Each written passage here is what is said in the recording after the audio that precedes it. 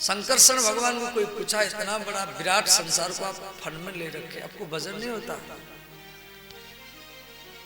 संकर्षण भगवान बोले, देखो मेरे हृदय में लक्ष्मी नारायण है और फन में संसार है। जिसके हृदय में, जिसके सिर पर कितना बड़ा भी संसार हो और आपकी दिल में भगवान राधा कृष्ण या लक्ष्मी नारायण हो, उसको संसार का वजन भी मालूम नहीं पड़ता है।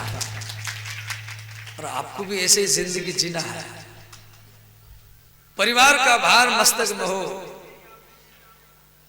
परंतु दिल में लक्ष्मी नारायण हो, वो परिवार का भार भी मालूम नहीं पड़ेगा,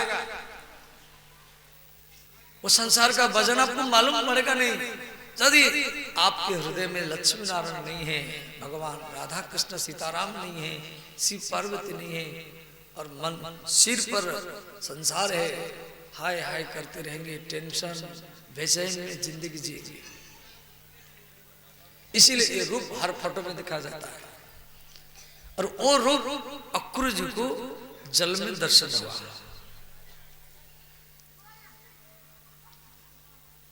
उसके बाद में पीछे से नंद बाबा ग्वालवाल आगे, ग्वालवाल बोले, कन्हैया तू तो ब्रजमंडल छोड़ के चलाया, हमारा मन नहीं लगा, हम पीछे पीछे चले आए। मामा कंस मेला लगाया है, सब मेला में जा रहे हैं। देखो कंस के पास में एक धनुष था। ये धनुष कंस को भगवान परशुराम देते। परशुराम जी एक धनुष राजा जनक जी को देते।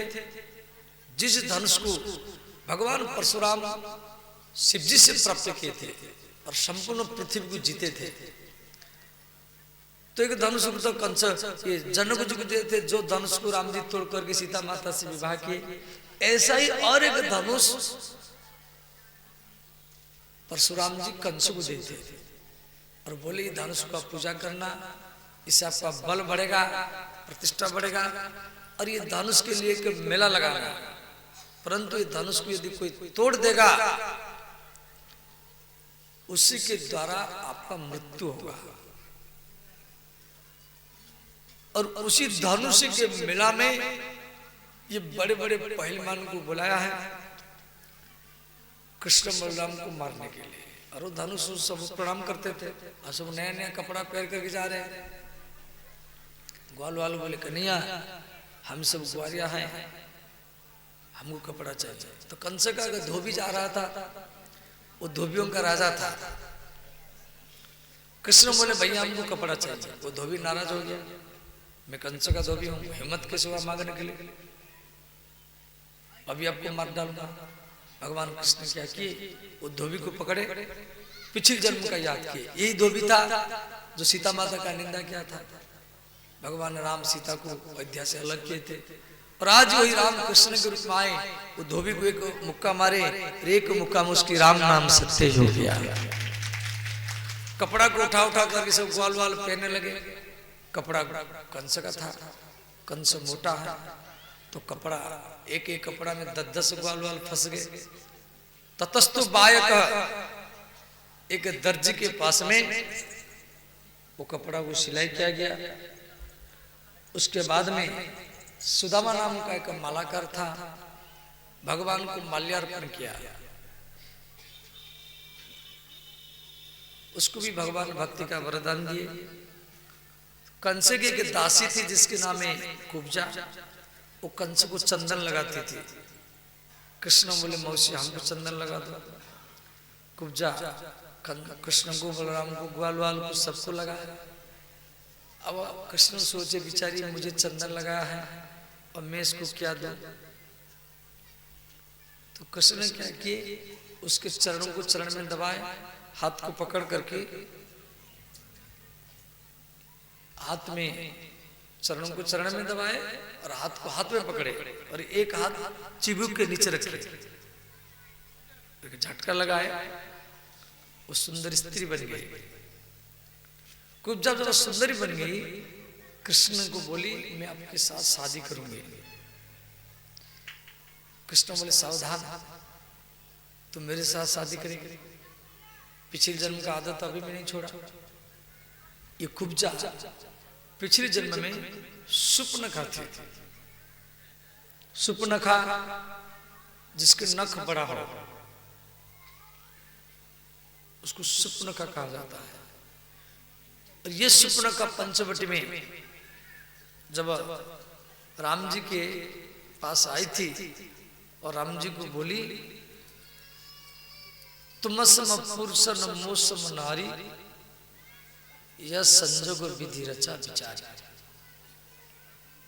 ताते अबलागी रहे कुमारी, मैं आपके कारण कुमारी हूं।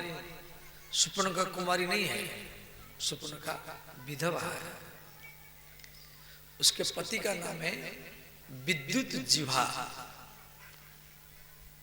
सुपनखा अपने भाई रावण से छुप करके विद्युत जिह्वा के साथ पाताल लोक में गंधर्व विवाह किया था। गंधर्व विवाह रावण को जब मालूम पड़ा मेरे बहन मेरे शत्रु से शादी किया, तो रावण ने क्या किया, विद्युत जिह्वा का मस्तक काट दिया। परंतु सुपनखा आकर के बोली, हे राम मैं आपके कारण कुमारी हूं। अरे कुमारी नहीं है, विधवा थी। तो वही सुपनखा द्वापर युग में ये कुब्जा के रूप में आई थी। उसके बाद में श्री कृष्ण वो धनुष के पास पहुंचे। जिस प्रकार हाथी गन्ना को तोड़ता है उसी प्रकार श्री कृष्ण बलराम खेल खेल में धनुष को तोड़ दिए। तो धनुष टूट गया तो कंस को मालूम पड़ा। कंस सोचने लगा, जब भगवान परशुराम बोले थे जो धनुष तोड़ेगा उसके द्वारा आपका मृत्यु होगा, अर्थात कृष्ण ही मेरा मृत्यु है। तो उस समय चाणूर मुष्टि को बोले, महाराज हमारे पास एक हाथी है। कंस के पास एक हाथी था। वो हाथी पटना से जरासंध, पटना का राजधानी, ये बिहार की राजधानी पटना, और वहां का राजा जरासंध था। ये कंस का ससुर है। और ये जरासंध विंध्याचल से ये हाथी को लाया था। उसकी दो कन्या हैं, अस्ति और प्राप्ति। वो बड़े बड़े पहलवान को बुला करके पटना में कुश्ती करवाता था। अब के बार ये शर्त रखा, जे मेरे ये हाथी कुबले पीड़, इसके सूंड को पकड़ करके जो पहलवान 10 कदम आगे पीछे कर देगा उसके साथ मेरे दो कन्याओं का शादी करवा जाएगा। तो मथुरा का पहलवान कंस वो हाथी के सूंड पकड़ करके 100 कदम आगे पीछे किया। अंत में जरासंध अपनी कन्या दोनों का शादी करवाया और कन्यादान में हाथी को दिया। और आज उसी हाथी को जरा कंस मदिरा पिला करके कृष्ण बलराम को मारने के लिए भेज दिया। भगवान खेल खेल में हाथी को मार दिए। फिर उसके बाद में कंस ऊपर बैठा है, अब कुश्ती होगा। तो बड़े बड़े पहलवान आए हैं। तो कंस का प्रधान पहलवान चाणूर, उसके साथ कोई हाथ नहीं मिलाया। तो चाणूर ने क्या किया, कृष्ण के साथ हाथ मिलाया। मथुरा के लोग बोले देखो ये कुश्ती ठीक नहीं है, कुश्ती तो समान व्यक्ति से होता है। कृष्ण 11 वर्ष के है और ये बहुत बड़ा है। तो चाणूर ने कहा, मथुरा वालों ये कृष्ण 7 वर्ष उम्र में गिरिराज पहाड़ को उठाया था, जो 21 किलोमीटर का पहाड़ है। इसको मेरे साथ से लड़ना पड़ेगा। कृष्ण बोला हम लड़ेंगे। तो कृष्ण चाणूर के साथ, बलराम मुष्टि के साथ पंजा से पंजा, घुटना से घुटना, छाती से छाती। अंत में कृष्ण के द्वारा चाणूर का मृत्यु हुआ, बलराम के द्वारा मुष्टि का मृत्यु हुआ। कंस ऊपर बैठा है, भगवान ने छलांग लगाए, कंस धड़ाम से जमीन पर गिरा। ब्रह्मांड का वजन लेकर के श्री कृष्ण उसके ऊपर गिरे और कंस का भी राम नाम सत्य हो गया। बोले श्री कंस मर्दन भगवान की जय। कंस मरने के बाद में कंस की दोनों पत्नी रोने लगी। कृष्ण बोले मामी हम मामा को तो मारे नहीं, वो ऊपर से गिर करके मरे हैं। और उसके बाद में उग्रसेन को मुक्त किए, मथुरा की जेल में गए। कृष्ण बलराम अपनी देवकी वसुदेव के चरण में प्रणाम किए तो माता देवकी रोने लगी। देवकी माता वो रोने लगी, इसीलिए रोने लगी जो आज 11 और 12 वर्ष के बाद में कृष्ण बलराम आए हैं, परंतु मेरा हाथ में हथकड़ी लगा हुआ है और वो भी हाथ पीछे की तरफ है। मेरे पैर में बेड़ी है, मैं अपने पुत्र को आरती भी नहीं कर सकती, मैं अपने पुत्र का आरती नहीं कर सकती, ना माला पहरा सकती, ना एक ग्लास जल पिला सकती, ना गोदी में ले सकती। इसीलिए देवकी माता रोने लगी। भगवान समझ गए मेरे माता मुझे गोदी में लेना चाहती हैं, तो अंत में श्री कृष्ण जेलर को बोले भैया जो चाबी है लाओ, चाबी नहीं मिला तो हथौड़ी लाए, छेनी लाए और हथकड़ी को काटे, पैर के बेड़ी को काटे। मातरम पितरम चैव मोचित्वा बंधना, बंधन से मुक्त किए। उग्रसेन को राजा बनाए। नंद बाबा चले गए ब्रज में, वृंदावन में। तो श्री गर्गाचार्य जी के पास में कृष्ण बलराम का मुंडन संस्कार करवाया गया। गर्गाचार्य जी बोले आप विद्या पढ़ने के लिए संदीपनी के विद्यालय में जाना पड़ेगा। तो कृष्ण बलराम मथुरा से संदीपनी के विद्यालय उज्जैनी नगर मध्य प्रदेश इंदौर के पास वहां गए। तो रास्ता में एक विद्यार्थी रो रहा था। श्री कृष्ण नीचे उतर करके बोले भैया तू क्यों रोता है? विद्यार्थी ने कहा मेरे चरण में कांटा चुभा हुआ है, निकल नहीं रहा है।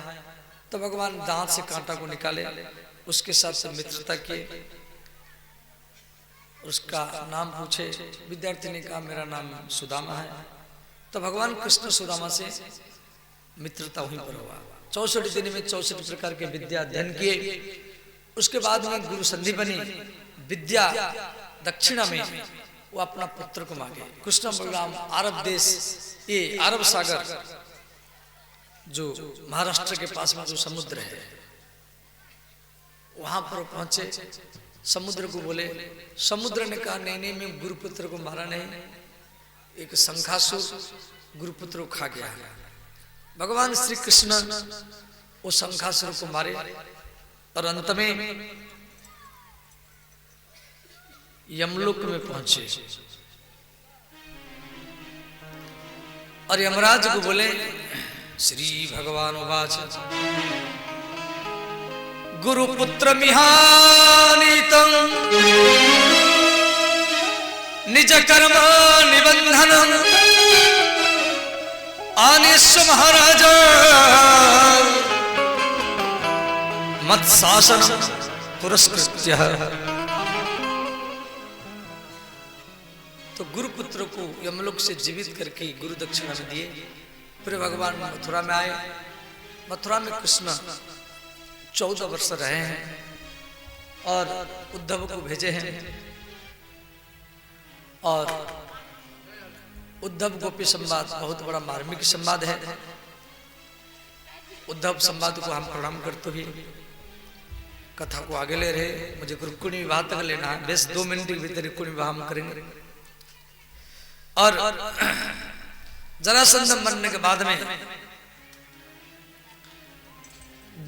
ये कंस मरने के बाद में जरासंध ने क्या किया, 23 अक्षणी सेना लेकर के मथुरा के ऊपर हमला किया।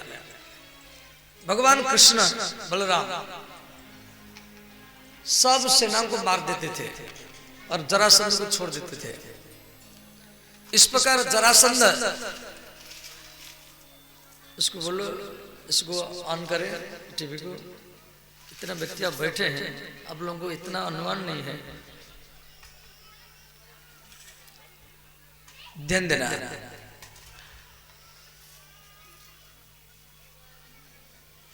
तो श्री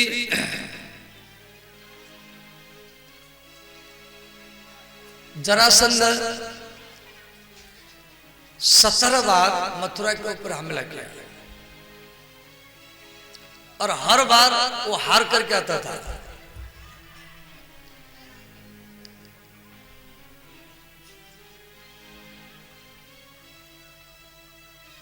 तो अंत में जरासंध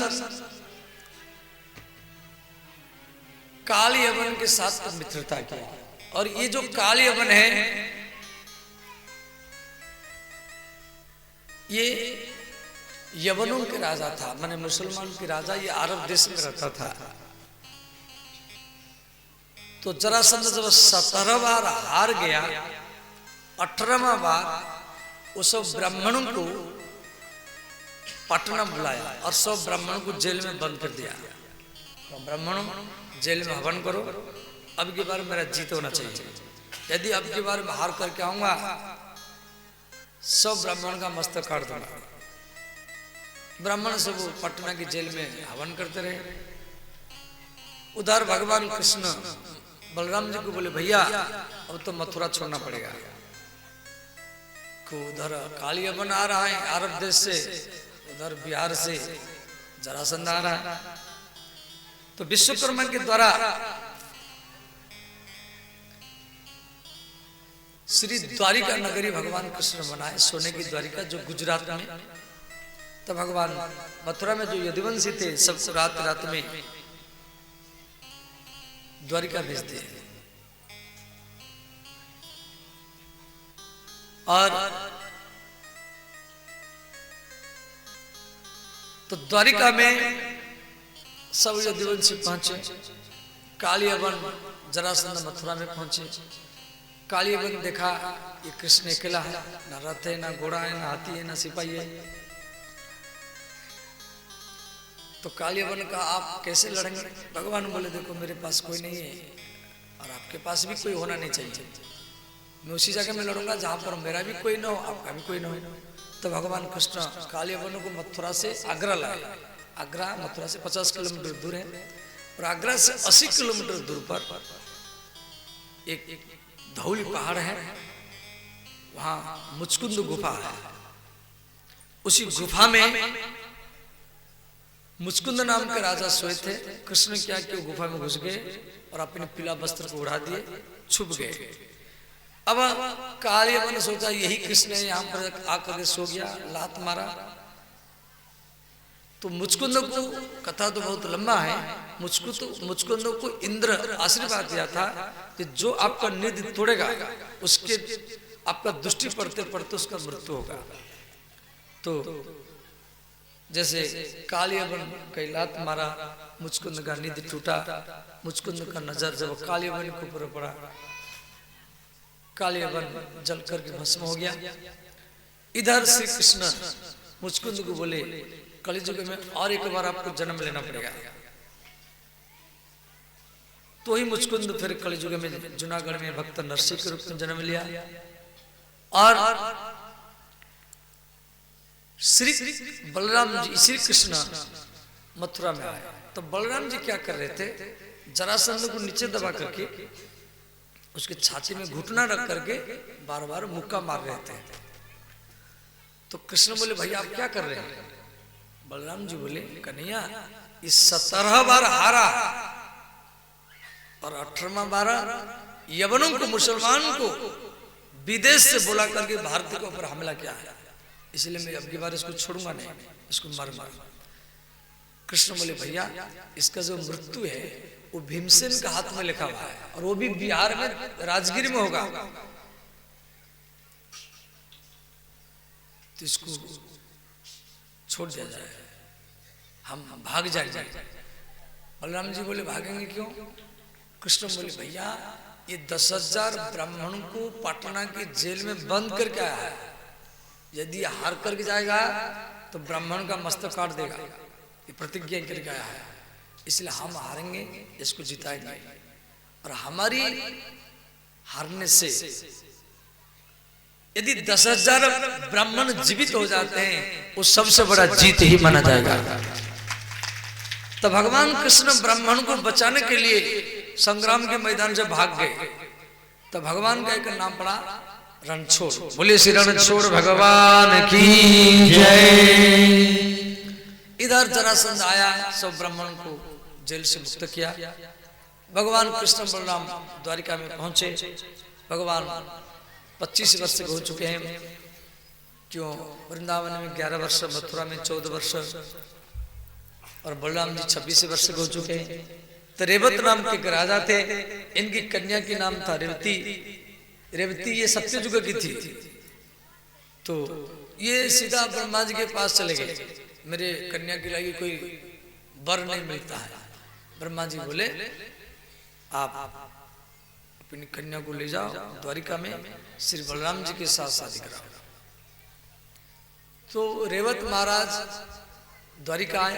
तो रेवती तो 21 हाथ की है और त्रेता के लोग 14 हाथ के होते हैं, द्वापर के लोग 7 हाथ के, कलियुग के लोग 5 हाथ के। अंत में बलराम जी रेवती को अपने बराबर किए। रेवती के साथ शादी हुआ। बोले श्री रेवती रमण भगवान की जय। कुंडिनपुर में भीष्मक नाम का राजा थे, इनके कन्या के नाम है रुक्मिणी। रुक्मिणी का भाई जिसके नाम है रुक्मी, वो शिशुपाल को वचन दिया है जब मैं अपनी बहन का शादी आपके साथ कराऊंगा। वो पत्र भेजा, जब महाराज शिशुपाल आप बराती लेकर के आइए, हम अपनी बहन का शादी आपके साथ करेंगे। इधर शिशुपाल उसके बराती में जरासंध, दुर्योधन, बाणासुर जो धर्म विरोधी राजा वो सब जा रहे। और उधर रुक्मिणी एक पत्र लिखा कृष्ण के पास, हे भुवन सुंदर, यदि मैं आपको नहीं देखा, श्रुत्वा गुणान, मैं नारद जी के मुख से आपके बारे में सुना हूं और सुन करके आपको पति के रूप में वर्ण कर लिया हूं। यहाँ युद्ध होगा और मैं जिस समय भगवती का पूजा करने के लिए जाऊंगी, अब मेरा हरण करना। पत्र ब्राह्मण को दिया, ब्राह्मण द्वारिका में पहुंचा। श्री कृष्ण ब्राह्मण को रथ में बैठाए और कुंडिनपुर में पहुंचे। इधर रुक्मिणी के पिता को मालूम पड़ गया कि द्वारिकाधीश भगवान कृष्ण मेरे बेटी के विवाह को देखने के लिए आए हैं। इसलिए उनके पिता कृष्ण के रहने का सारा व्यवस्था किया। परंतु ये रुक्मिणी के भाई को मालूम है कि मेरे बहन कृष्ण से शादी करना चाहती है। इसीलिए रुक्मिणी का भाई ने क्या किया, रुक्मिणी को चारों ओर से घेर लिया।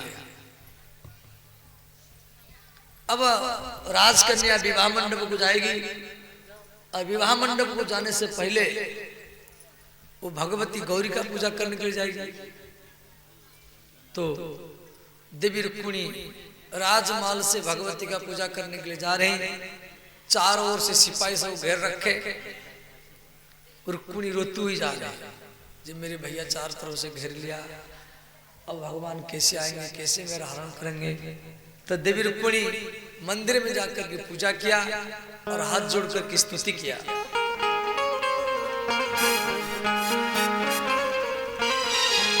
जय जय गिरिवर राज किशोरी, जय जय गिरिवर राज किशोरी, जय जय गिरिवर राज किशोरी, जय जय गिरिवर राज किशोरी, जय महेश मुख चंद्र चकोरी, जय महेश मुख चंद्र चकोरी, जय महेश मुख चंद्र चकोरी, जय महेश मुख चंद्र चकोरी, जय गजबदन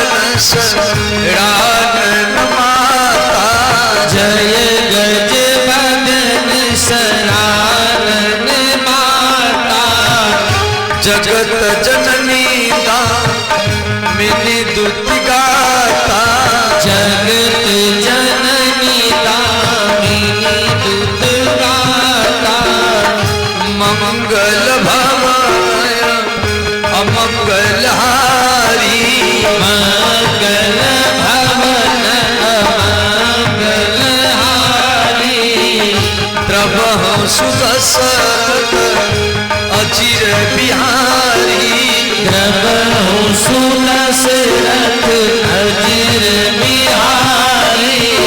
सब गाइए, दोनों हाथ उठा कर गाइए। हर हर महादेव।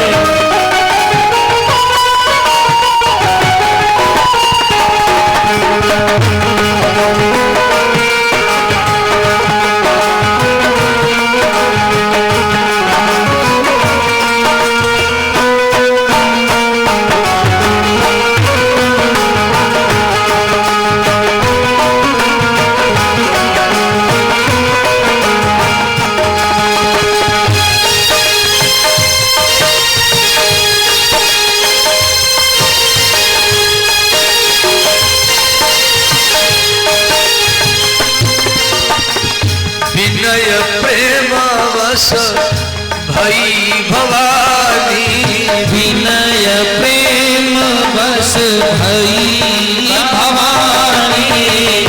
खसी माला रति मुस्कानी हसी माल मूरत मुस्कानी। जय जय गिरिवर राज किशोरी जय जय गिरिवर राज किशोरी। जय मैं समुख चंद्र चकोरी जय महेश मुख चंद्र चकोरी।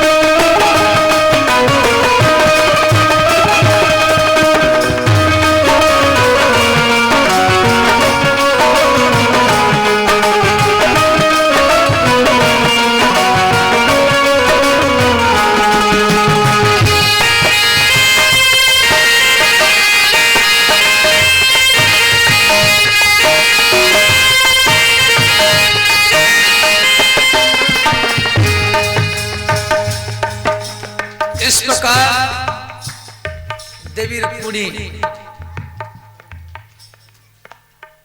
माता भगवती का आशीर्वाद प्राप्त करके भगवती के दरवाजे में खड़ी है। रुक्मिणी को चारों तरफ से सेना घेर करके खड़े हैं। भगवान समझ गए रुक्मिणी इन सेना में मुझे ढूंढ रही हैं। भगवान अपना रथ लेकर गए, रुक्मिणी के सामने खड़ा किए और रुक्मिणी का हाथ पकड़ करके भगवान रथ में बैठाए और कृष्ण लेकर के चले गए। अरे ले गयो ले गयो ले गयो ले गयो ले गयो रे रुक्मिणी को भगा करे। ले गयो रे रुक्मिणी को भगा करे। ले गयो रे रुक्मिणी को भगा करे। हाथ पकड़ रथ में बैठाए। हाथ पकड़ रथ में बैठाए। रथ को हाथ लिए गिरधारी। रथ को हाथ लिए गिरधारी। पीछे से रुक्मिणी पीछे से रुक्मिणी आ गयो रे रुक्मिणी को भगा करे। ले गयो रे रुक्मिणी को भगा करे। ले गयो रे रुक्मिणी को भगा करे। इधर श्री रुक्मिणी के भाई को जब मालूम पड़ा, रुक्मिणी का भाई कृष्ण का पीछा किया, भयंकर युद्ध हुआ। भगवान कृष्ण रुक्मिणी को लेकर के द्वारिका में पहुंचे। फिर द्वारिका में विधिवत भाव से लोक रीति और वेद रीति से कृष्ण और रुक्मिणी का शादी हुआ। भगवान कृष्ण रुक्मिणी का शादी लोक रीति वेद रीति से आप दर्शन करेंगे।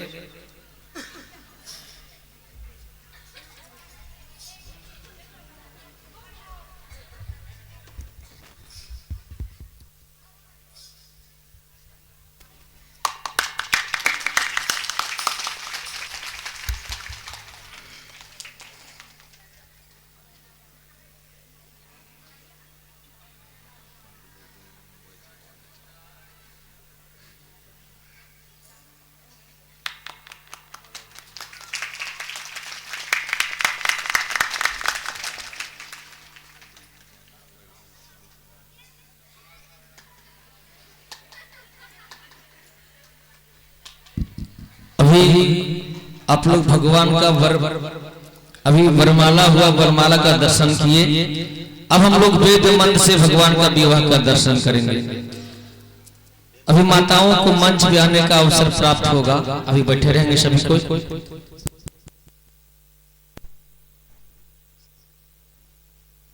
पहले भगवान का अभी वेद मंत्र से पूजन होगा, उसके बाद फिर कन्यादान होगी, फिर हम लोग झांकी का दर्शन करेंगे। जजमान जी और जजमान जी आ जाइए, और भी कार्यकर्ता लोग आ जाएं, जो भी मंच पे हैं और जो भी मुख्य कार्यकर्ता हैं इस यज्ञ के, सभी को चलावे।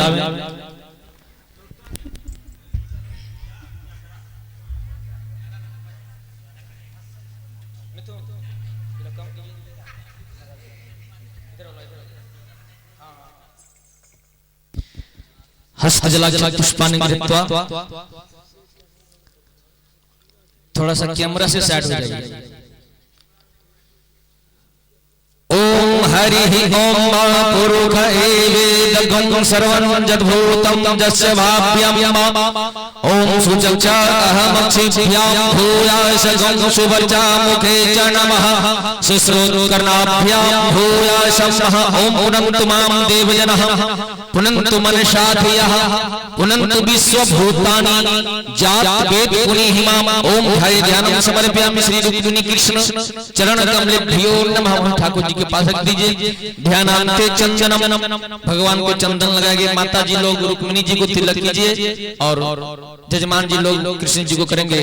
ओम गंधद्वारा दुराधर्षा नित्य पुष्टां करीसिनी ईश्वरीं सर्वभूतानां तामि हो वहवे श्रियम् ओम गंधम चंदनांते अक्षतांते पुष्पम माल्यादिनी सुगंधिनी मालत्यादिनी वे प्रभो मया हृतानि पुष्पाणि पूजार्थं प्रदघेताम् ओम पुष्पम समर्पयामि पुष्पान्ते द्रव्य दक्षिणां दक्षिणा रख देंगे। ओम हिरण्यगर्भः समवर्तताग्रे भूतसजातः पतिरेक आसीत सदाधार विष्णु देवाय हविषाभिदेव दक्षिण द्रव्यं समर्पयामि श्री रुक्मिणी कृष्ण चरण कमलेभ्यो नमः। आराध्यं ओम हरि ओम चंद्रमा मनसो जात चक्षुः सूर्यो अजायत श्रोत्राद्वायस्य प्राणस्य आराध्यं समर्पयामि श्री रुक्मिणी कृष्ण चरण कमलेभ्यो नमः। बोलिए वृंदावन बिहारी लाल की जय, रुक्मिणी महारानी की जय। अब पुरुष लोग बैठ जाएंगे, शिव माता लोग खड़े रहेंगे। अभी कन्यादान होगा, उससे पूर्व आज जो दान राशि जो